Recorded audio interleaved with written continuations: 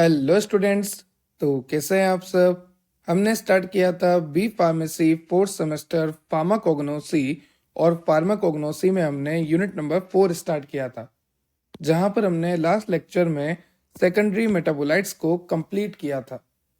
अब आज का जो आपका लेक्चर है वहां पर हम देखने वाले हैं फार्माकोग्नोसी का रोल। जो फार्माकोग्नोसी है वो हमारे आयुष सिस्टम में कैसे काम आती है। ठीक है, आयुर्वेदा, यूनानी, सिद्धा, होम्योपैथी, ये जितने भी सिस्टम है यहाँ पर देखिए, आयुर्वेदा है, यूनानी है, सिद्धा है, होम्योपैथी है, चाइनीज सिस्टम ऑफ मेडिसिन है। तो फार्माकोग्नोसी किस तरह से यहाँ पर काम आती है हमारे एलोपैथी में, हमारे ट्रेडिशनल सिस्टम में, आयुर्वेदा में, यूनानी में, सिद्धा में, होम्योपैथी में, चाइनीज सिस्टम ऑफ मेडिसिन में किस तरह से फार्माकोग्नोसी एक रोल प्ले करती है। तो लेक्चर को ध्यान से सुनना, लेक्चर इंपॉर्टेंट है और इससे 10 मार्क्स का क्वेश्चन तो बनता ही है हर अल्टरनेट ईयर में, ये तो फिक्स है। ठीक है, और किसी किसी यूनिवर्सिटी में 15 मार्क्स, किसी यूनिवर्सिटी में 10 मार्क्स, किसी यूनिवर्सिटी में 7 मार्क्स, पर यहाँ से क्वेश्चन बनता ही है, क्योंकि यहाँ पर पूछा है रोल, आपकी फार्माकोग्नोसी का रोल आपके एलोपैथी में, ट्रेडिशनल सिस्टम ऑफ मेडिसिन में, आयुर्वेदा में, यूनानी में, सिद्धा में, होम्योपैथी में। और सबसे ज्यादा इंपॉर्टेंट पता है क्या है? आयुर्वेदा। तो चलिए स्टार्ट करते हैं आज के टॉपिक को। थोड़ा सा लेक्चर लेंदी हो सकता है, 45 to 50 मिनट, बट आपको सारा सब कुछ इसी लेक्चर में याद हो जाएगा। यहाँ पर थोड़े अजीब से वर्ड आएंगे, ठीक है, वो आपके लिए काफी नए रहेंगे, क्योंकि संस्कृत वगैरह का भी कुछ वर्ड्स यहाँ पर यूज होंगे। तो बस सही से समझ लेना, आपके लिए मोर देन सफिशिएंट रहेगा। चलिए स्टार्ट करते हैं लेक्चर को। अगर आपको और लेक्चर की रिक्वायरमेंट है तो आप चेक कर सकते हैं हमारी प्लेलिस्ट, जहां पर आपको यूनिट वाइज सारे लेक्चर अवेलेबल हैं, फर्स्ट सेमेस्टर से लेके 5th सेमेस्टर तक के। और जो भी आगे के लेक्चर है हम वो मेंशन करेंगे बहुत जल्द। अगर आपको नोट्स की रिक्वायरमेंट है तो आप टेलीग्राम ज्वाइन कर सकते हैं। टेलीग्राम की लिंक आपको डिस्क्रिप्शन में मिलेगी, और टेलीग्राम के पिन मैसेज में आपको सारे नोट्स यूनिट वाइज मेंशन किए हैं मैंने, तो एक सिंगल क्लिक में आप डाउनलोड कर सकते हैं। और जिससे फिर भी प्रॉब्लम आती है, आप चेक कीजिए video how to download notes. चलिए शुरू करते हैं आज का टॉपिक। तो देखिए, बिल्कुल बेसिक से स्टार्ट करते हैं आज के लेक्चर को। आज का आपका लेक्चर है एलोपैथी, होम्योपैथी, यूनानी, सिद्धा, आयुर्वेदा, जैसा कि आप सभी जानते हैं। तो सबसे पहला टर्म आपको दे रखा है एलोपैथी। एलोपैथी का मतलब क्या होता है? जो एलोपैथी वर्ड है ना, वो 2 वर्ड से मिलकर बना हुआ है। पहला है एलोस और दूसरा है पैथोस। तो जो एलोपैथी है वो 2 वर्ड से मिलकर बना है, एलोस और पैथोस। जहां पर एलोस का मतलब होता है अपोजिट। जो एलोस वर्ड है ना, इस एलोस वर्ड का मतलब होता है अपोजिट, और जो पैथोस वर्ड है, इस पैथोस वर्ड का मतलब होता है सफरिंग।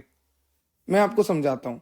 जैसे मान लीजिए आप यहाँ पर खड़े हैं, ठीक है, मैं आपको एलोपैथी समझाता हूँ कि एलोपैथी का मतलब क्या होता है, एक डेफिनेशन क्या होती है एलोपैथी को। ठीक है, तो जैसे मान लीजिए आप यहाँ पर खड़े हैं और आपका बीपी जो है बढ़ा हुआ है, आपका ब्लड प्रेशर बढ़ गया है, तो हम क्या करेंगे, हम आपको ऐसी टैबलेट देंगे जिससे आपका ब्लड प्रेशर जो है कम हो जाए या फिर नॉर्मल हो जाए। क्योंकि आपका ब्लड प्रेशर बढ़ गया था तो हमें आपको ऐसी टैबलेट देनी पड़ेगी जिससे आपका ब्लड प्रेशर कम हो जाए या नॉर्मल हो जाए। या फिर एक और कंडीशन, मान लीजिए आपका टेम्परेचर बढ़ गया बॉडी का, और टेम्परेचर बढ़ने का मतलब क्या होता है कि आपको फीवर आ गया। ठीक है, तो हम आपको ऐसी टेबलेट देंगे जिससे आपका फीवर सही हो जाए और आपका टेम्परेचर कम हो जाए। मतलब हमने क्या देखा, हमने देखा कि जो ये पेशेंट यहाँ पर खड़ा है, अगर इसको बीपी का प्रॉब्लम है तो हम इसे बीपी की टेबलेट देके सही कर देंगे। ठीक है, अगर बीपी बढ़ गया है तो कम करने की टेबलेट दे देंगे। और अगर इसको टेम्परेचर का प्रॉब्लम है, अगर इसको फीवर आ गया, इसका टेम्परेचर बढ़ गया, तो हम क्या देते हैं, टैबलेट देते हैं। एंटीपायरेटिक्स टैबलेट होती है, जैसे जेरोडोल पी, पैरासिटामोल। तो ये क्या करती है, टेम्परेचर को कम कर देती है। ठीक है, तो हमने क्या देखा कि जिस कंडीशन से पेशेंट सफर कर रहा है, सफर का मतलब है जैसे उसका ब्लड प्रेशर बढ़ गया, टेम्परेचर बढ़ गया, तो जिस भी कंडीशन से पेशेंट जो है निकल रहा है, गुजर रहा है, उसके अपोजिट हमें ड्रग देनी होती है। जैसे अगर उसका ब्लड प्रेशर बढ़ गया तो ड्रग हमें किस नेचर की देनी है, जो ब्लड प्रेशर को कम करे। जैसे उसका टेम्परेचर बढ़ गया तो ड्रग हम कैसी देंगे, जो उसका टेम्परेचर कम करे। तो यहां पर अपोजिट का मतलब है सफर जो कर रहा है उसके अपोजिट।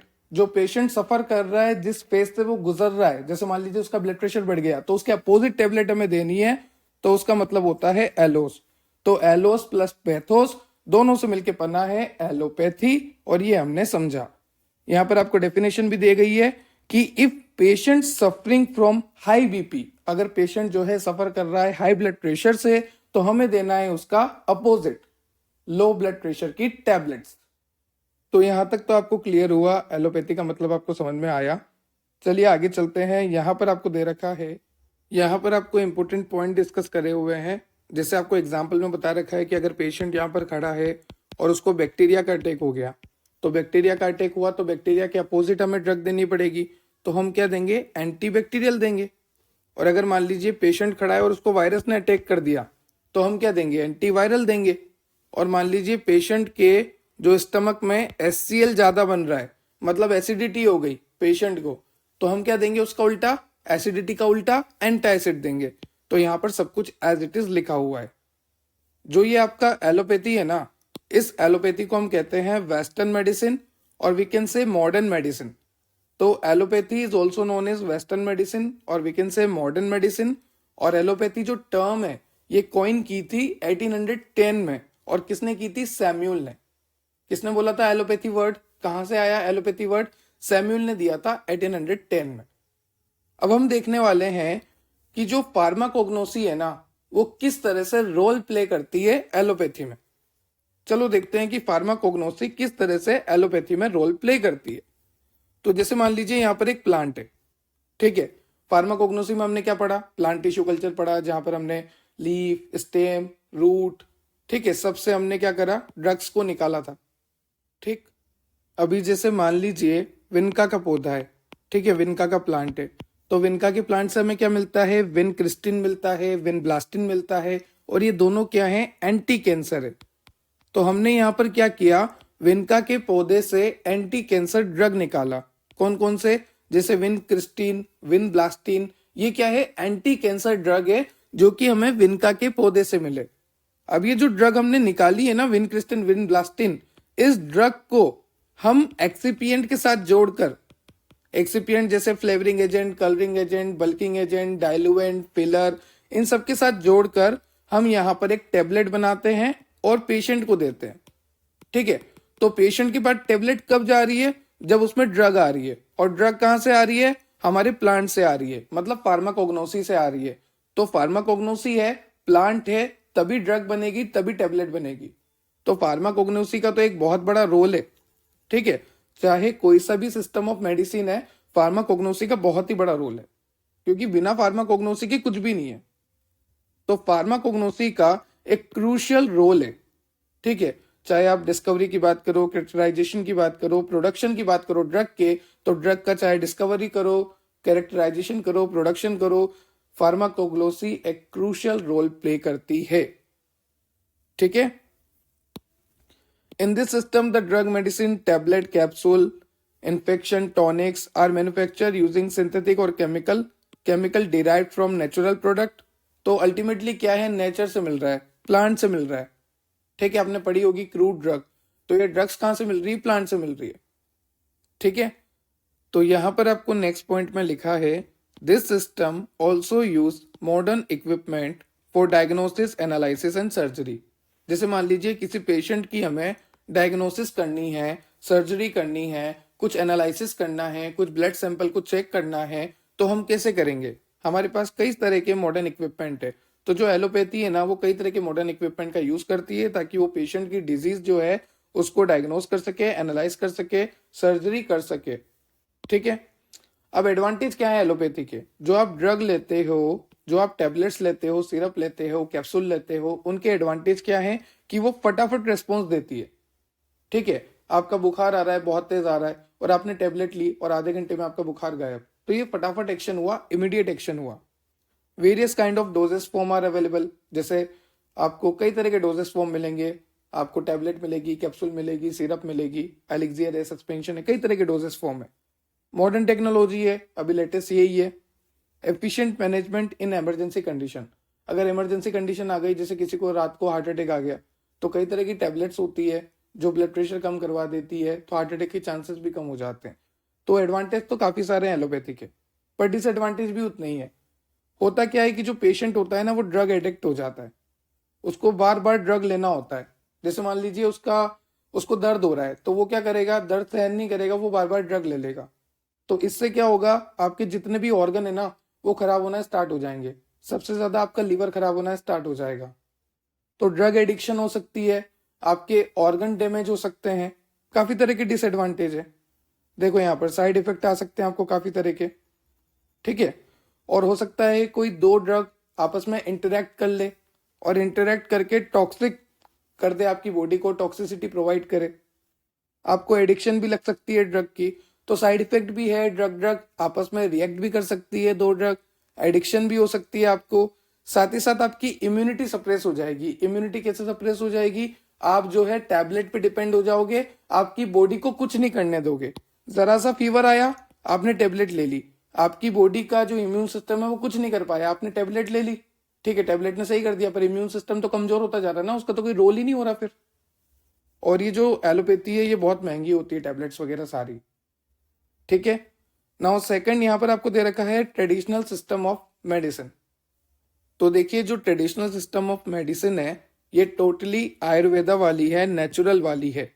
तो सबसे पहले हम देखेंगे कि जो ट्रेडिशनल सिस्टम ऑफ मेडिसिन है उसे हम किस नाम से जानते हैं। So traditional system of medicine is also known as indigenous medicine, folk medicine, alternative medicine. तो ध्यान रखना, ट्रेडिशनल सिस्टम को हम क्या कहेंगे, इंडिजीनियस, फोल्क और अल्टरनेटिव मेडिसिन कहते हैं। ये टोटली नेचुरल होती है, आयुर्वेदा वाली बातें होती है यहाँ पर, ठीक है। अभी देखिए टाइप्स की अगर मैं बात करूं तो आयुर्वेदा और योगा, साथ ही साथ होते हैं यूनानी, सिद्धा और होम्योपैथी। तो यहाँ पर एक वर्ड यूज करते हैं हम शॉर्ट में, आयुष। आयुष का मतलब होता है आयुर्वेदा, योगा, यूनानी, सिद्धा, होम्योपैथी, ठीक है। आयुर्वेदा, योगा, यूनानी, सिद्धा and last one is homeopathy. तो यहाँ पर जो योगा होता है ना, अगर आप नोटिस करोगे तो योगा में आप कोई भी ड्रग वगैरह तो लेते नहीं हो। योगा एक नॉर्मल होता है, सिंपल होता है, ठीक है। तो ड्रगलेस थेरेपी हम बोल सकते हैं योगा को, ठीक। अभी हम जानेंगे आयुर्वेदा के बारे में। तो जो आयुर्वेदा होता है वो इंडियन सिस्टम ऑफ मेडिसिन है, नाम से पता लग रहा आयुर्वेदा इंडिया का ही है, इंडियन सिस्टम ऑफ मेडिसिन है, जहां पर आयु का मतलब होता है लाइफ, ठीक है। और जो वेदा मतलब है उसका मतलब होता है नॉलेज और साइंस ऑफ लाइफ, या तो नॉलेज बोल लो या फिर आप बोल लो साइंस ऑफ लाइफ। तो आयु का मतलब तो लाइफ और वेदा का मतलब हो गया नॉलेज और we can say science of life, ठीक है। तो यहां पर आपको लिखा भी हुआ है Ayurveda means science of life. It is an oldest medical system that came into existence in about 900 BC. कब से है ये, 900 बीसी से है, ठीक है। तो Ayurveda which is also known as Indian system of medicine, जहां पर आयु का मतलब लाइफ, वेदा का मतलब नॉलेज और we can say science of life, और ये जो है 900 बीसी से चलता आ रहा है। देखो यहां पर आपको चार वेदा देखने को मिलेंगे, सामवेदा, यजुर्वेदा, ऋग्वेदा और अथर्ववेदा, ठीक है। ये चार वेदा है, साम, यजुर, अथर, ऋग्वेदा। याद रखना है, ऋग्वेदा, सामवेदा, यजुर्वेदा, अथर्ववेदा, ठीक। अब यहां पर देखो आप, चरक और Sushruta made significant contribution to Ayurveda. ये दोनों ने क्या करा है, काफी ज्यादा सिग्निफिकेंट कंट्रीब्यूशन है इनका आयुर्वेदा में, ठीक है। एक बुक है चरक संहिता, क्या नाम है, चरक संहिता, एक बुक का नाम है जो कि लिखी थी चरक ने। अब चरक ने लिखेंगे तो क्या नाम रखेंगे, चरक संहिता, ठीक है। तो चरक ने लिखी है, दैट्स व्हाई इट इज चरक संहिता। और चरक जो है फादर ऑफ आयुर्वेदा है। तो अब यहाँ पर याद करने वाली बातें क्या हुई वो ध्यान से सुनो। सबसे पहले कि चार तरह के वेद होते हैं, ऋग्वेदा, सामवेदा, यजुर्वेदा, अथर्ववेदा, ठीक है। ऋग, साम, यजुर, अथर। उसके बाद यहाँ पर आपको आयुर्वेदा में सिग्निफिकेंट रोल किसका प्ले है, किसका सिग्निफिकेंटली कॉन्ट्रीब्यूशन है यहाँ पर, तो एक तो है चरक का और एक है हमारे सुश्रुता का, ठीक है। जो चरक है ना उन्हें हम कहते हैं फादर ऑफ आयुर्वेदा, जिन्होंने लिखी है चरक संहिता। ये सारी बातें आपको याद रखनी है और मैंने रिपीट करवा के आपको याद करवा दी। नेक्स्ट आपको यहाँ पर बेसिक प्रिंसिपल दे रखे हैं आयुर्वेदा के, ठीक है। जैसे यहाँ पर आपको दे रखे हैं पंच महाभूतास, ठीक है, त्रिदोषा और सप्त धातुस। तो देखो परेशान होने वाली बात नहीं है, यहाँ पर लिखा है पंच। अब पंच का मतलब होता है पांच, तो पृथ्वी, जल, वायु, ठीक है, अग्नि, आकाश। उसके बाद यहाँ पे लिखा है ट्राई। ट्राई का मतलब तीन। कौन कौन से? वाता, पिता और कफा। अब मैं वैसे ही बोल रहा हूँ कि प्रोनाउंसिएशन पर ध्यान मत देना, जो लिखा है एज इट इज लिखना है। उसके बाद यहाँ पे लिखा है सप्ताह। तो अब सप्ताह का मतलब सात, तो ये यहाँ पर आपको 7 वर्ड दे रखे हैं। ठीक है। अब आपके मन में ये डाउट आ रहा होगा कि ये होते क्या है, ये वाता, ये पिता, ये कफा, ये क्या है? तो यहाँ पर आप देखिए, मैंने लिखा हुआ है कि ये जो वाता है ये कंट्रोल करता है हमारे नर्वस सिस्टम को, रेस्पिरेशन को, एलिमिनेशन को। फिर जो आगे आपके यहाँ पर पिता है, वो पिता का मतलब होता है डाइजेशन को गवर्न करने वाला, केटाबोलिज्म को, मेटाबॉलिज्म को और परसेप्शन को, इन सबको गवर्न करने वाला पिता। फिर जो कफा है उसका मतलब होता है बायोलॉजिकल स्ट्रेंथ। ठीक है, बॉडी की बात करेंगे, बायोलॉजिकल स्ट्रेंथ की बात करेंगे। उसके बाद ये तो हो गई ट्राई वाली सीरीज। अब उसके बाद यहां पर आपको दे रखा है पंच वाली। यहां पर आपको दे रखा है पृथ्वी, जल, वायु। ठीक है, पृथ्वी, जल, वायु के बाद आपको दे रखी है अग्नि और आकाश। तो ये 5 तत्वों से मिलके शक्तिमान वाली बातें हैं। ठीक है, तो यहां पर आप देखिए 5 आपको तत्व मिलेंगे, पृथ्वी, जल, वायु, अग्नि, आकाश। तो ये ध्यान रखना, आयुर्वेदा का जो क्वेश्चन आता है ना वो आपको 10 मार्क्स में आता है या फिर 15 मार्क्स में। तो एज इट इज जो भी यहाँ पर नोट्स है ना, एज इट इज आपको लिखना है। ठीक है, यहाँ पर देखते जाइए, सारी चीजें आपको बता रखी है। और वो जो आपको 7 चीजें बता रखी थी ना मैंने, जो क्लासिफिकेशन में सप्त था, सप्त का मतलब 7, तो वहां पर जैसे रसा है तो रसा का मतलब लिम्फ और प्लाज्मा से डिनोट है। रक्त, रक्त होते ना रक्त, तो वो ब्लड है। मेड मतलब फैट और टिश्यू। ठीक है, मोसा मतलब मसल, नाम से पता लग रहा है, देखो थोड़ा बहुत सिमिलर सिमिलर सा लग रहा है। ठीक है, तो इस तरह से यहाँ पर जैसे शुक्रा तो रिप्रोडक्टिव टिश्यू, वो तो आपको याद रहने वाला है। तो इस तरह से सप्त वाली बातें हैं ये। ठीक है, 7 धातु से मिलके बना है, ऐसा वैसा। अस्थि का मतलब है बोन्स। ठीक है, और यहाँ पर देखिए मूत्रा का मतलब यूरिन, शकृत का मतलब फीसेस, स्टूल। ठीक है, तो ये सब चीजें यहाँ पर आपको डिनोट कर रखी है, सबका मतलब बता रखा है। और ये सारी चीजें आपको पता है, ब्लड क्या होता है, टिश्यू क्या होता है, मसल क्या होती है, लिम्फ क्या होती है। तो इनको बताने से तो कोई फायदा है नहीं। और ये काफा और ये जो पीता और ये वाता है, ये मैंने आपको पहले ही यहाँ पर बता दिया। ठीक है, ये देख लीजिए आप, सारा सब कुछ मैंने बता रखा है। तो इस तरह से आपको एज इट इज आंसर लिखना है, कहीं भी कुछ भी चेंज नहीं होना चाहिए। उसके बाद यहाँ पर आपको आयुर्वेदा की डायग्नोसिस के बारे में बता रखा है। तो the disease are diagnose by observation of vata, pitta and कफा। मतलब देखिए, इनमें अगर कोई चेंज आया, जैसे मान लीजिए पेशेंट यहाँ पर खड़ा है, तो हम इसे कैसे डायग्नोज करें आयुर्वेदा में? आयुर्वेदा में हमें डायग्नोज करने के लिए चेंज पता लगाना पड़ेगा। तो ये 3 कंडीशन है, अगर इनमें कोई भी चेंज आया तो हम पता कर सकते हैं कि हाँ पेशेंट को तकलीफ है। ठीक है, हम कहाँ पर डायग्नोज करेंगे? उसकी स्किन देखेंगे, उसकी आईज देखेंगे, उसके नेल देखेंगे, उसके टंग देखेंगे। हम ये सब ऑब्जर्व करते हैं पेशेंट में, स्किन, आई, नेल, टंग। साथ ही साथ जो पल्स रेट होती है हम उसे रिकॉर्ड करते हैं, और हम इन्वेस्टिगेशन करते हैं यूरिन का, स्टूल का, स्वेट का। तो पसीने का, स्टूल का, यूरिन का, पल्स रेट का, स्किन को देखकर, आई को देखकर, नेल को देखकर, टंग को देखकर, इस तरह से आप डायग्नोज कर सकते हो आयुर्वेदा में। आई रिपीट, देखो यहाँ पर skin, I, nail, tongue, pulse, urine, stool and sweat. Okay, now next आपको दे रखा है यूनानी सिस्टम ऑफ मेडिसिन।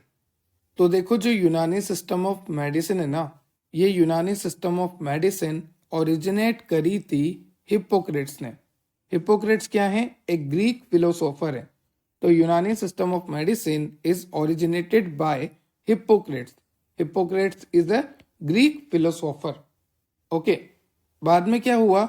यूनानी system was later develop by Arabs and become popular as Arab system of medicine. ठीक है, बाद में किस नाम से जाना गया? ये अरब सिस्टम ऑफ मेडिसिन के नाम से जाना गया। शुरू में जो यूनानी सिस्टम ऑफ मेडिसिन था, इसे ओरिजिनेट किया था हिप्पोक्रेट्स ने, जो कि एक ग्रीक फिलोसोफर थे।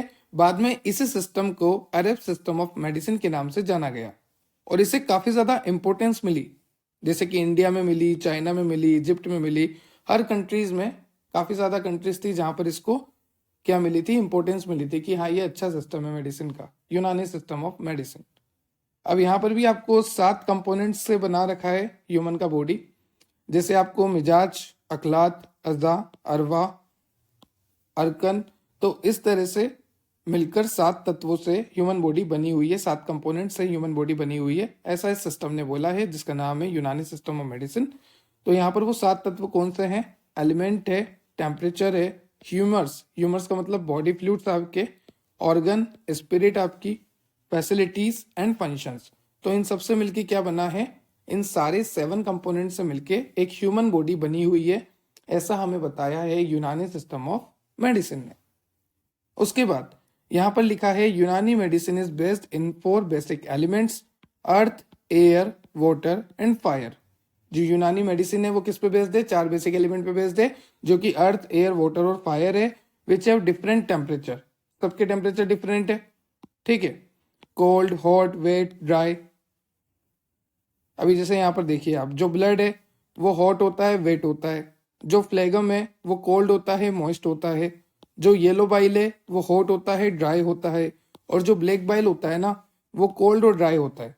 तो देखो ध्यान से देखना, जो यहाँ पर येलो बाइल है वो तो हॉट और ड्राई है, बट जो ब्लैक है ना वो कोल्ड और ड्राई है। बस इतना सा फर्क है कि येलो वाला हॉट है और ब्लैक वाला कोल्ड है, ठीक है। और ब्लड तो आपको पता ही है, ब्लड कैसा होता है? लिक्विड है, लिक्विड है तो कैसा है? वेट है, गीला है। चलिए, ये जो यूनानी सिस्टम ऑफ मेडिसिन था, according to the system, health is the state of body in which there is equilibrium in humour in temperaments, ठीक है। मतलब यहाँ पर क्या है कि जो भी चीज होती है ना वो इक्विलिब्रियम में होनी चाहिए, ठीक है। अगर आपका ब्लड प्रेशर है वो नॉर्मल है, अगर आपका टेम्परेचर है जो नॉर्मल है, एक इक्विलिब्रियम पे है, तो सब कुछ ठीक है। बट जब ये इक्विलिब्रियम डिस्टर्ब होता है ना, तो फिर आपको जो है तरह तरह की डिजीज होने के चांसेस है कि हाँ आपको कुछ डिजीज हुई है तभी आपका इक्विलिब्रियम जो है डिस्टर्ब हुआ है। तो इक्विलिब्रियम जो है रहना चाहिए, मेंटेन होनी चाहिए सारी चीजें, बट अगर उस इक्विलिब्रियम में कोई भी डिस्टर्बेंस आता है, इसका मतलब आपको डिजीज है। डायग्नोस करने के लिए, the disease are mainly diagnose with the help of pulse, ठीक है, जिसे हम हिंदी में बोलते हैं नब्ज। तो जो मेनली हम डायग्नोस करते हैं यूनानी सिस्टम ऑफ मेडिसिन में, वो हम पल्स से डायग्नोस करते हैं। कुछ फिजिकल एग्जामिनेशन भी करते हैं, जैसे यूरिन का, स्टूल का। तो पल्स से डायग्नोस करते हैं, यूरिन से डायग्नोस करते हैं, स्टूल से डायग्नोस करते हैं। स्टूल मतलब फीकल मैटर, ठीक है। तो देखो यहाँ पर इस स्लाइड में मैंने टेम्परेमेंट का मतलब बताया हुआ है। यहाँ पर मैंने आपको अच्छे से समझाया है कि टेम्परेमेंट क्या होता है, जो वर्ड मैंने यहाँ पर यूज किया था, टेम्परेमेंट। अब आगे चलते हैं, यहाँ पर आपको दे रखा है रेजिमेंटल थेरेपी। इसमें क्या होता है, हमें कुछ रूल्स सेट करने होते हैं, लाइक फूड से रिलेटेड, एक्सरसाइज से रिलेटेड, मेडिकल ट्रीटमेंट से रिलेटेड, वो आपको फॉलो करने ही पड़ते हैं। कुछ रूल्स और रेगुलेशंस होते हैं, वो आपको फॉलो करने पड़ते हैं। अगर आप उन रूल्स को फॉलो करते हो तो आपकी जो हेल्थ है वो काफ़ी अच्छी रहेगी। तो कई तरह के रूल्स होते हैं regarding food, exercise, medical treatment that you follow in order to stay healthy और टू इम्प्रूव योर हेल्थ। आपको उसी तरह से उन सारे रूल्स एंड रेगुलेशंस को फॉलो करना चाहिए, ठीक है। अब यहाँ पर आपको हर्ब्स के बारे में बता रखा है, herbs and drug are used plant और एनिमल, ठीक है। यहाँ पर आपको डाइट थेरेपी बता रखी है, different diets are recommended for the patient of different disease. जैसे मान लीजिए आपको बोलते हैं डेंगू में कि कोकोनट वाटर पीजिए और लिक्विड डाइट लीजिए, कीवी खाइए। टाइफाइड में बोलते हैं कि हल्का खाना खाइए, तेल का मत खाइए। तो वैसे ही डिफरेंट टाइप ऑफ डाइट्स होती है, जिस तरह की डिजीज उस तरह की वहां पर आपको डाइट हमें सेट करनी पड़ती है। नेक्स्ट आपको यहाँ पे दे रखा है सिद्धा सिस्टम ऑफ मेडिसिन। तो देखिए, जो सिद्धा सिस्टम ऑफ मेडिसिन है वो एक ancient south Indian medicinal system है, जो कि स्टार्ट हुआ था before 2000 BC। It is exclusively linked with Tamil culture and civilisation. किससे लिंक्ड है ये? तमिल कल्चर और सिविलाइजेशन से लिंक्ड है। It is prevalent in southern state of India, Sri Lanka, Malaysia and Singapore. यहाँ पर आपको सिद्धा सिस्टम देखने को मिलता है, ठीक है। अब यहाँ पर आप इस नाम को कैसे याद रखोगे? सत्या, ठीक है, ऐसे याद रखो, आ गया सत्या, आगा सत्य, जो फादर है हमारे सिद्धा मेडिसिन के, ठीक है सर, हमें यहाँ तक क्लियर हो गया कि जो सिद्धा मेडिसिन है उसके जो फादर है वो अगस्त्य सत्य हैं और ये तमिल कल्चर और सिविलाइजेशन में एक्सक्लूसिवली लिंक्ड है। साथ ही साथ ये श्रीलंका, मलेशिया, सिंगापुर में चलती है सिद्धा सिस्टम ऑफ मेडिसिन। ये एक ancient south Indian medicinal system है जो कि स्टार्ट हुआ था बिफोर 2000 BC। ठीक है, अब यहाँ पर बेसिक प्रिंसिपल्स आपको दे रखे हैं। इसके 5 प्रिंसिपल हैं आपके पंच महाभूता थ्योरी के। ठीक है, पंच महाभूता थ्योरी के 5 प्रिंसिपल आपको यहाँ पे दे रखे हैं और पंच का मतलब 5 ही होता है। तो जैसे यहाँ पर आपको दे रखा है पृथ्वी, आकाश, थेयु, वायु, आकाश। तो वायु का मतलब तो आप सभी को पता है एयर, आकाश का मतलब आप सभी को पता है स्काई। ठीक है, यहाँ पर जो थेयु यहाँ पर जो वर्ड है इसका मतलब है फायर, अपास का मतलब है वाटर। वाटर क्या रिप्रेजेंट करता है? ब्लड और सिक्रीशन ऑफ ग्लैंड। जो सिक्रीशंस होते हैं वो लिक्विड फॉर्मेट में होते हैं, जो ब्लड होता है वो लिक्विड फॉर्मेट में होता है। जो अपास है उसका मतलब होता है वाटर, और वाटर यहाँ पर रिप्रेजेंट करता है लिक्विड। और लिक्विड क्या होता है? जैसे ब्लड हो गया, आपके ग्लैंड्स के सिक्रीशन हो गए। और जो फायर होता है ना, वो फायर जो है एक तरह से इमोशन को रिप्रेजेंट करता है और साथ ही साथ डाइजेशन में हेल्प करता है, हेल्प इन डाइजेशन। तो यहाँ पर आपको कंपेरेटिवली दे रखे हैं। जैसे पृथ्वी, पृथ्वी का मतलब क्या हो गया? अर्थ। तो gives final shape to body including bones, tissue. हमारे टिश्यू मिलके क्या बनाते हैं? ऑर्गन बनाते हैं। ठीक है, और बोन्स वगैरह, तो जो हमारी बोन्स वगैरह है वो हमें फाइनल शेप देती है। तो इस तरह से आपको यहाँ पर बता रखे हैं 5 प्रिंसिपल। पृथ्वी, पृथ्वी का मतलब अर्थ हो गया। तो जिस तरह से बोन्स हमें क्या करती है? एक फाइनल शेप देती है ना बॉडी को, वैसे ही अर्थ की एक प्रॉपर शेप है। ठीक है, वाटर का मतलब हो गया लिक्विड, लिक्विड का मतलब हो गया आपका ब्लड, क्योंकि ब्लड क्या है? लिक्विड कनेक्टिव टिश्यू है। सिक्रीशन ऑफ ग्लैंड, ये भी कैसे होते हैं? लिक्विड होते हैं। फायर इमोशन को डिनोट करता है, डाइजेशन में हेल्प करता है। और यहाँ पर वायु जो है एयर, और एयर आपके रेस्पिरेटरी सिस्टम को डिनोट करता है। ठीक है, और यहाँ पर आपको एक और बता रखा है ट्राई, और ट्राई का मतलब होता है 3। तो वाता, पिता और कफा, ये मैंने आपको आगे बता दिया, वाता, पिता और कफा। अब ये वाता, पिता और कफा जो है ये बैलेंस्ड होना चाहिए। अगर इनमें कोई भी प्रॉब्लम आई तो आप समझ जाइए कि पेशेंट को कुछ ना कुछ डिजीज है। और ये वाता, कफा और पिता ये मैंने आगे ही आपको समझा रखा है। डायग्नोस कैसे करेंगे? डायग्नोस करने के काफ़ी सारे तरीके हैं। The physician generally involve checking of pulse, speech, skin, tongue, body, faeces, urine और आई कलर। इन सबको देखता है एग्जामिनर, जो कि एग्जामाइन करता है। वो देखता है आपकी पल्स रेट, आपकी स्पीच, आपकी टंग, आपकी स्किन, आपकी बॉडी, आपकी स्टूल के सैंपल को, आपकी यूरिन के सैंपल को और आपके आई के कलर को। इस तरह से डायग्नोस करते हैं। किस सिस्टम की बात चल रही है? ये सिस्टम है सिद्धा सिस्टम ऑफ मेडिसिन। तो यहाँ पर इस तरह से डायग्नोसिस होता है। अब ट्रीटमेंट की बात करें सिद्धा सिस्टम ऑफ मेडिसिन की, तो देखो आपको यहाँ पर स्टेटमेंट दे रखा है कि जो ट्रीटमेंट होता है वो बेस्ड होता है all diagnostic character of patient. जो भी पेशेंट के कैरेक्टरिस्टिक्स हैं, जो भी हमने डायग्नोस करके निकाले हैं, उसके अकॉर्डिंग ही हम उसे ट्रीटमेंट देते हैं फिर। ठीक है, जैसे उसको जो प्रॉब्लम है उसी का तो हम ट्रीटमेंट देंगे। तो सबसे पहले डायग्नोस करो फिर ट्रीटमेंट दो। तो जो सिद्धा सिस्टम है वो एक्सटेंसिवली यूज करता है drug of vegetable source as well as mineral origin, और कई तरह के मेटल्स यूज करता है जैसे gold, silver, sulphur, zinc, mica are only seen in Siddha system of medicine. Okay, so these are the treatment of Siddha system of medicine. Now next आपको दे रखा है होम्योपैथी सिस्टम ऑफ मेडिसिन। देखो अब बात करते हैं होम्योपैथी सिस्टम ऑफ मेडिसिन की। तो होम्योपैथी जो है वो 2 वर्ड से मिलकर बना है। जैसे एलोपैथी 2 वर्ड से मिलकर बना था, वैसे ही होम्योपैथी जो है 2 वर्ड से मिलकर बना है। यहाँ पर एक वर्ड है होमोइस और दूसरा वर्ड है पैथोस। जो होमोइस है उसका मतलब होता है सिमिलर, और जो पैथोस है उसका मतलब होता है ट्रीटमेंट। तो होम्योपैथी 2 वर्ड से मिलकर बना है, होमोइस और पैथोस। होमोइस का मतलब होता है सिमिलर और पैथोस का मतलब होता है ट्रीटमेंट। होम्योपैथी को समझने के लिए मैं आपको एक एग्जांपल देता हूं।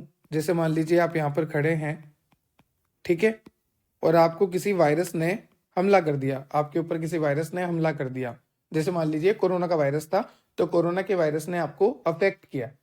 तो हमने क्या लिया था? वायरस के खिलाफ वैक्सीन ली थी। अब ये वैक्सीन एक्चुअल में क्या होती है? हमने वैक्सीन ली, हम सब बच गए। पर वैक्सीन का मतलब क्या होता है कि यहाँ पर उसी वायरस को हम लेते हैं जिस वायरस से हम बीमार होते हैं। तो उस वायरस को हमने लिया और उसे बहुत ही कमजोर बना दिया या फिर उसे बिल्कुल ही किल कर दिया, और किल करने के बाद उसकी वैक्सीन बनाकर हमने अपनी बॉडी में डाल दी। तो जो वैक्सीन होती है ना, उसी वायरस को हम लेते हैं। जैसे मान लीजिए कोरोना का वायरस था ना, तो उसी वायरस को हमने लिया, उस वायरस को बिल्कुल कमजोर बना दिया या फिर बिल्कुल खत्म ही कर दिया, और उसको वैक्सीन की फॉर्म में कन्वर्ट करके ह्यूमन बॉडी में इंसर्ट कर दिया। और जब ऐसा हुआ ना, तो ह्यूमन बॉडी में क्या हुआ, एंटीबॉडीज बनने लग गई। तो गलती से कभी वायरस अगर आ भी जाता है ना, तो ह्यूमन बॉडी में पहले से ही एंटीबॉडीज रहती है। तो इस तरह से ये काम होता है। वैक्सीन का मतलब क्या होता है कि उस वायरस को हमने कमजोर करके हमारे शरीर में डाल दिया। तो इस तरह से ये सारा काम होता है। और एंटीबॉडी अगर हमारे बॉडी में बन जाती है ना, जैसे ये हमारी ह्यूमन बॉडी है और हमारी बॉडी में क्या होता है, एंटीबॉडीज बन जाती है। तो अगर वायरस अटैक भी करता है ना, तो एंटीबॉडीज उससे लड़ लेती है और हम सेफ हो जाते हैं। तो वैक्सीनेशन जरूरी होता है। ठीक है, अब मैंने ये सब क्यों बताया, क्योंकि यहाँ पर आपको वही डेफिनेशन लिखी हुई है कि अगर हमें किसी को किल करना है ना, तो हमें उसे डाइल्यूट फॉर्म में देना पड़ेगा। तो डाइल्यूट फॉर्म का मतलब क्या होता है, कमजोर, हल्का। तो हमने यहाँ पर वायरस को भी क्या किया था, कमजोर और वीकन किया था ना, तभी तो हमने इंट्रोड्यूस किया था ह्यूमन बॉडी में वैक्सीन के थ्रू। तो इस तरह से काम होता है। एक बार आप डेफिनेशन रीड कर लीजिएगा, आपको आइडिया लग जाएगा।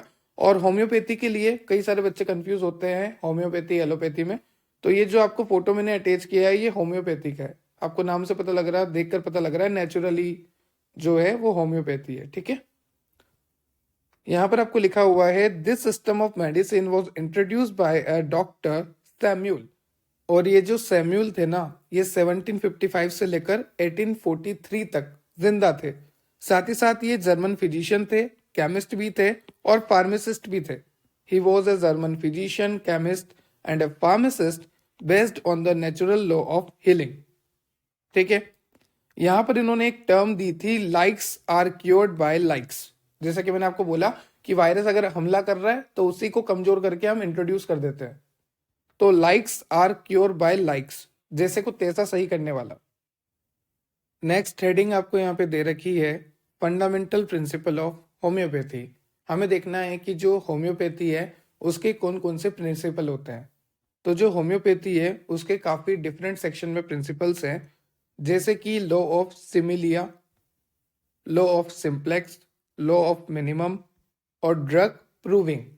ये नाम थोड़े थोड़े अजीब है, बाकी बहुत ही ज्यादा सिंपल है। ठीक है, जैसे मैं आपको समझाता हूं, लॉ ऑफ सिंप्लेक्स। ये लॉ ऑफ सिंप्लेक्स क्या है, I repeat, these are the fundamental principle of homoeopathy, जैसे कि law of similia, law of simplex, law of minimum and drug proving. तो लॉ ऑफ सिंप्लेक्स की अगर मैं बात करूं, तो अगर मान लीजिए कोई पेशेंट है, जैसे ये पेशेंट है, ठीक है, ये बीमार है इसलिए हम इसको क्या बोल रहे हैं, पेशेंट बोल रहे हैं। अब इस पेशेंट को अगर हमें सही करना है, तो मुझे जो ड्रग देनी चाहिए ना, वो बिल्कुल सिंपल ड्रग देनी चाहिए। ठीक है, और सिंगल ड्रग देनी चाहिए। मेरी ड्रग इतनी अच्छी होनी चाहिए कि पेशेंट जो है सही हो जाए। तो सिंपल और सिंगल ड्रग हम यहाँ पर प्रिस्क्राइब करते हैं। देखो, simple and single drug should be prescribed at a time. Simple देंगे, सिंगल देंगे, तो पेशेंट के साथ कोई साइड इफेक्ट आने के भी चांसेस नहीं रहेंगे। दूसरा दे रखा है लॉ ऑफ मिनिमम। जैसे मान लीजिए यहां पर मैंने एक पेशेंट खड़ा कर रखा है, ठीक है, और मैंने इसको काफी मिनिमम अमाउंट में ड्रग दी है, क्योंकि अगर मैं इसे ज्यादा ड्रग दूंगा ना, तो इसके लीवर, किडनी, हार्ट, ऑर्गन्स जो है सारे खराब होना स्टार्ट हो जाएंगे, तरह तरह के साइड इफेक्ट आना स्टार्ट हो जाएंगे। तो ड्रग का जो अमाउंट है वो मिनिमम होना चाहिए। तो यहाँ पे लिखा है लॉ ऑफ मिनिमम। अगर ड्रग का अमाउंट मिनिमम होगा तो साइड इफेक्ट के चांसेस भी नहीं होंगे। Drug are administered in minimum quantity to prevent unwanted side effect. Next आपको दे रखा है drug proving. To apply drug for therapeutic purpose their curative power should be known. जैसे मान लीजिए यहाँ पर एक पेशेंट खड़ा है, ठीक है, और आपने यहाँ पर इसको 20 mg ड्रग दी, तो आपको पता होना चाहिए कि ये 20 mg इसके लिए सफिशिएंट है या नहीं है। जो पेशेंट की कंडीशन है उस अकॉर्डिंग 20 mg सफिशिएंट है या नहीं, ये आपको पता होना चाहिए। ठीक है, तो आपको पता होना चाहिए कि जो ड्रग आप दे रहे हैं उसकी बायोअवेलेबिलिटी, उसका फार्माकोलॉजिकल एक्शन, उसकी सॉल्युबिलिटी, उसकी एब्जॉर्प्शन रेट और ये जो ड्रग है ना, इसके काम करने का तरीका सब कुछ आपको पता होना चाहिए। तो उसे हम कहेंगे ड्रग प्रूविंग। ड्रग प्रूविंग आपने देखा, लॉ ऑफ मिनिमम आपने देखा, लॉ ऑफ सिंप्लेक्स आपने देखा, अब यहाँ पर लॉ ऑफ सिमिलिया है। तो देखो मैंने आपको सिमिलिया पहले ही समझा दिया है। सिमिलिया का मतलब है like are cured by likes, और इस बारे में हमारी बात हो चुकी है, likes are cured by likes के बारे में। तो ये कुछ आपको मैंने बताए फंडामेंटल प्रिंसिपल ऑफ होम्योपैथी, जहां पर हमने देखा लॉ ऑफ सिमिलिया, जहां पर हमने देखा law of simplex, law of minimum, drug proving, and यहाँ पर है आपका individualisation. Medicine can never be prescribe on the basis of name of disease without individualising each case of disease. ठीक है, मतलब हमें क्या है कि प्रिस्क्रिप्शन जो है सोच समझ के लिखना चाहिए। ऐसा नहीं है कि डिजीज का नाम सुन के हमने प्रिस्क्रिप्शन लिख दिया, हमें उसको अच्छे से एनालाइज करना होगा पेशेंट को। लास्ट आपका ट्रीटमेंट है, patient will be ask about their medical history. हमें पेशेंट से मेडिकल हिस्ट्री पूछनी चाहिए, उसकी डाइट, उसका लाइफस्टाइल, उसके फिजिकल एंड इमोशनल स्टेट किस तरह से हैं, वो सब हमें कंफर्म करना चाहिए कुछ भी प्रिस्क्राइब करने से पहले। तो यहाँ पर जो ट्रीटमेंट होता है उसमें हम पेशेंट से क्या पूछते हैं, पेशेंट की हिस्ट्री पूछते हैं, उसका लाइफस्टाइल पूछते हैं, किस तरह से उसका लाइफस्टाइल है, किस तरह से वो डाइट को फॉलो करता है, उसके फिजिकल एंड इमोशनल स्टेट के बारे में समझते हैं। फिर हम जो है प्रिस्क्रिप्शन प्रिस्क्राइब करते हैं, और suitable remedy will be prescribe on the basis of patient individual symptom. जो भी उस टाइम उसको सिम्टम्स आ रहे होंगे उसी के बेसिस पे हम उसे ड्रग्स जो हैं प्रिस्क्राइब करेंगे। तो यहाँ पर पेशेंट की लाइफस्टाइल देखी जाती है, डाइट देखी जाती है, मेडिकल हिस्ट्री देखी जाती है, फिजिकल एंड इमोशनल स्टेट देखा जाता है, और ये कंडीशन जो मैं आपको पढ़ा रहा हूँ वो है homeopathy system of medicine. Homeopathy का मतलब है होमोइस पैथोस। होमोइस का मतलब होता है सिमिलर, और पैथोस का मतलब होता है ट्रीटमेंट। उसके बाद हमने देखा कि ये सैम्यूल ने दी थी, और यहाँ पर एक स्टेटमेंट है likes are cured by likes. उसके बाद हमने फंडामेंटल प्रिंसिपल देखे, जिसमें हमने देखा law of similia, law of simplex, law of minimum, drug proving, individualisation. ठीक है, उसके बाद हमने देखा ट्रीटमेंट। अब लास्ट आपको दे रखा है चाइनीज सिस्टम ऑफ मेडिसिन। तो जो चाइनीज सिस्टम ऑफ मेडिसिन है वो ट्रेडिशनल फॉर्म ऑफ मेडिसिन है। ठीक है, और ये चाइना जो है यूज कर रहा है 3rd सेंचुरी से। तो चाइनीज सिस्टम ऑफ मेडिसिन नाम से पता लग रहा ट्रेडिशनल फॉर्म ऑफ मेडिसिन है, जो कि चाइना में यूज होता है 3rd सेंचुरी से।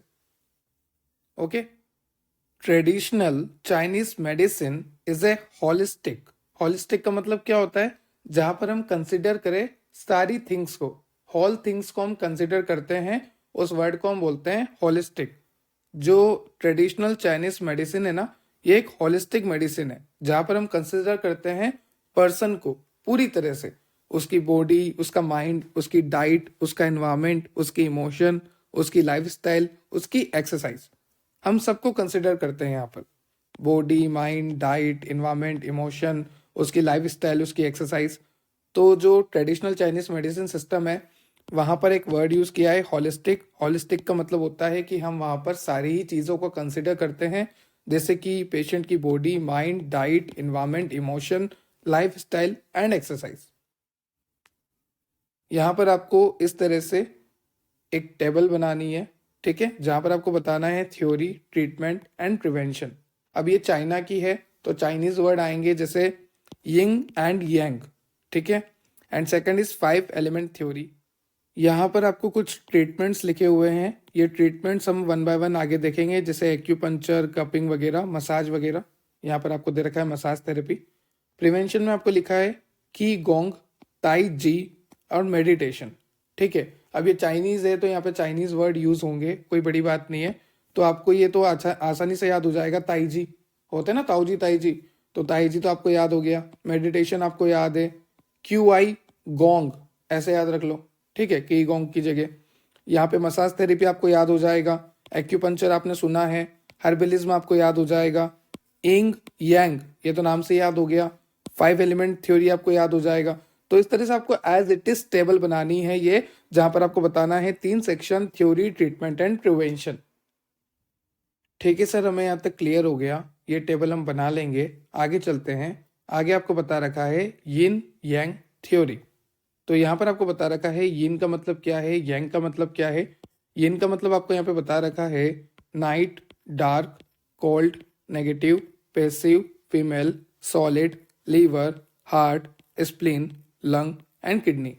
और जो यांग है उसका मतलब बता रखा है day, light, warm, positive, active, male, hollow, gall bladder and small intestine, stomach, large intestine and urinary bladder. तो देखो अपोजिट कर रखा है, नाइट का यहाँ पे डे कर रखा है, डार्क का यहाँ पे लाइट कर रखा है, कोल्ड का यहाँ पे वार्म कर रखा है, नेगेटिव का पॉजिटिव कर रखा है, पैसिव का एक्टिव कर रखा है। तो इस तरह से आपको बता देना ये यिन है और ये यांग है, ठीक है। उसके बाद आपको यहाँ पर बता रखा है यिन और यांग के बारे में। यिन का मतलब होता है लोअर बॉडी, यांग का मतलब अपर बॉडी। यहाँ पर इंक्लूड होते हैं चेस्ट एंड एब्डोमेन, इधर होते हैं शोल्डर और बैक। ये इंटीरियर है, ये एक्सटीरियर है। यिंग में जो है इंटरनल ऑर्गन आते हैं, यिंग में बॉवेल्स वगैरह आते हैं, फ्लूइड, इधर की तरफ गैस, नरिश और क्लींस, ठीक है। बॉडी के रेस्पेक्ट में हमने यिंग यांग को देखा। अब आपको पता है हमारी बॉडी में 5 एलिमेंट्स है, ठीक है, 5 वाइटल ऑर्गन है, जैसे heart, liver, kidney, spleen and lung. अगर मैं ह्यूमन बॉडी की बात करूं तो वहां पर आपको 5 वाइटल ऑर्गन देखने को मिलते हैं, जैसे heart, liver, kidney, spleen and lung. तो वो किसके करस्पॉन्डिंग बताया गया है, यहाँ पर जो चाइनीज सिस्टम है उसमें करस्पॉन्डिंग बताया गया है। ये सब अर्थ से, वुड से, मेटल से, फायर से, वाटर से। अब किसको किसके करस्पॉन्डिंग बताया है, यहाँ पर मैंने एक टेबल बना रखी है, देखिए। जैसे फायर है तो वो हार्ट के करस्पॉन्डिंग है, अर्थ जो है स्प्लीन के है, और जो आपका यहाँ पर मेटल मैंने बता रखा है, मेटल जो है लंग्स के करस्पॉन्डिंग बता रखा है, वाटर जो है किडनी के, और जो आपका लीवर है वो वुड के करस्पॉन्डिंग बता रखा है। अगर यहाँ पर जरा सा भी कुछ भी चेंज आता है in the human body, if any change occur in vital organ will affect the other organ and cause disease. किसी भी ऑर्गन में अगर अफेक्ट आता है, चेंज आता है, डैमेज आ जाता है, इन्फेक्शन हो जाता है, तो उसकी वजह से बाकी सब भी जो है डैमेज होने के चांसेस बनते हैं। तो वाइटल ऑर्गन कौन कौन से हो गए, आपका हार्ट हो गया, आपकी स्प्लीन हो गई, आपका लीवर हो गया, लंग्स हो गए और किडनी हो गई, ठीक है। ये 5 वाइटल ऑर्गन है जो कि इंटरलॉक्ड है, इंटरकनेक्टेड है, एक दूसरे से रिलेशनशिप रखते हैं, और अगर इनमें से कोई एक भी डैमेज होता है तो फिर सारे डैमेज होने के चांसेस बन जाते हैं। नेक्स्ट आपको यहाँ पे ट्रीटमेंट दे रखा है, तो हर्बलिज्म में देखो सीधा सा है हर्ब, ठीक है। Herb consist of mainly of natural medicinal material such as plant, animal parts and mineral of medicinal value। जो हर्ब है वो किससे कंसिस्ट होगी, मेनली नेचुरल मेडिसिनल मटेरियल से, जैसे प्लांट हो गया आपका, एनिमल के पार्ट्स हो गए, मिनरल ऑफ मेडिसिनल वैल्यू, ठीक है। Different part of plant such as leaf, root, stem, flower, seeds are used. तो देखो आप सभी को पता है, आप पढ़ रहे हो फार्माकोग्नोसी एंड फाइटोकेमिस्ट्री, और फार्माकोग्नोसी पढ़ रहे हो तो प्लांट के बारे में पढ़ोगे। प्लांट की रूट, स्टेम, लीफ, सीड हर कुछ काम आता है, ठीक है। जैसे मान लीजिए किसी प्लांट की रूट काम आ रही है, किसी प्लांट के सीड, किसी प्लांट का स्टेम, किसी प्लांट की लीफ काम आ रही है। सबसे हमें अलग अलग तरह के कॉन्स्टिट्यूएंट मिलते हैं, और वो जो कॉन्स्टिट्यूएंट मिलते हैं, वो जो इंग्रेडिएंट्स हमें मिलते हैं, उनका काम भी अलग अलग होता है। यहाँ से हमें अलग अलग तरह से इंग्रेडिएंट मिलेंगे, रूट से अलग, स्टेम से अलग, लीफ से अलग, सीड से अलग, और जो अलग अलग इंग्रेडिएंट मिलते हैं वो अलग अलग तरह से काम आते हैं अलग अलग बीमारियों को सही करने में, ठीक है। जैसे विनका का पौधा हो गया, विनका के पौधे से हमें क्या मिलता है, विनक्रिस्टिन, विनब्लास्टिन, वो क्या सही करता है, कैंसर सही करता है। तो ऐसे ही अलग अलग पौधा, अलग अलग ड्रग्स हमें मिलती है, ठीक है, और उससे अलग अलग बीमारियां सही होती है। नेक्स्ट आपको दे रखा है acupuncture. Acupuncture involve the stimulation of anatomical points on the body with the help of needle. और नीडल कैसी होती है, काफी थिन होती है।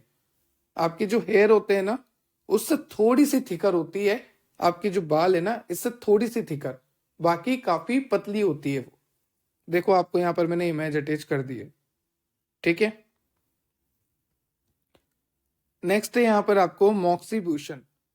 तो देखो क्या होता है moxibustion. Moxibustion is a traditional Chinese medicine technique. क्या है, एक ट्रेडिशनल चाइनीज मेडिसिन टेक्निक है जो कि इन्वॉल्व होती है बर्निंग ऑफ स्पॉन्जी हर्ब में, ताकि आपको हीलिंग हो, टू फैसिलिटेट हीलिंग। तो यहाँ पर हम क्या करते हैं, ये जो आपको स्पॉन्जी हर्ब्स दिख रहे हैं ना, इसको हीट अप करते हैं, बर्न करते हैं। तो burning of spongy herb to facilitate healing. यहाँ पर मैंने इमेज आपके लिए ऐड कर दी है। Next is cupping. जैसा कि आप देख सकते हैं कप अरेंज कर देते हैं हम यहाँ पर, ठीक है। In this therapy cups are placed on the skin to create suction.